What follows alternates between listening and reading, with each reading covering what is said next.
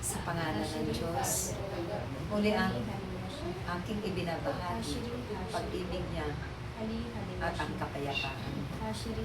Kung kaya't magbigayan kayo ng kapayapaan sa isang isa. Isang pagpapakita na kayong lahat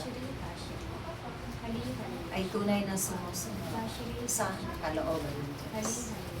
Kailanman, hindi ninyo nakakaligtaan ang inyong mga pagkalit bilang kanyang itinalaga at pinili sa kamay.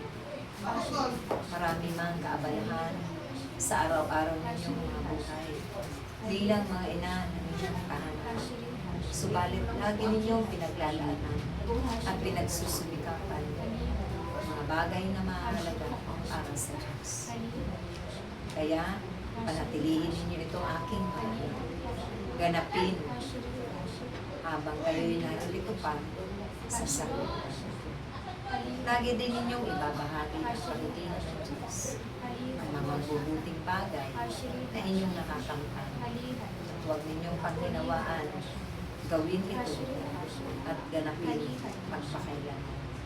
Ariyan kami upang kayo ay lagi pangunahan, alalahanan, at ipaabot sa inyo kung ano ang magaganap sa mga panahon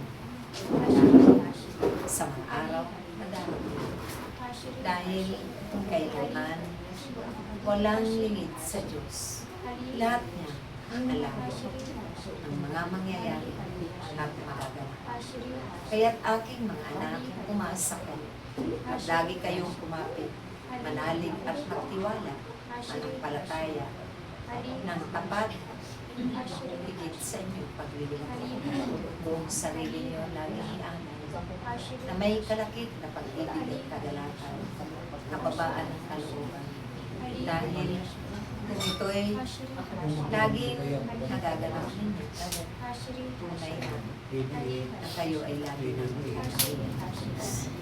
maraming salamat sa pagparito ninyo sa ating tipanang lugar na pinabanal ng Diyos. Dahil dito tayo lagi pagkakatipon. Dito tayo laging magkakaisa sa pangalan ng Diyos.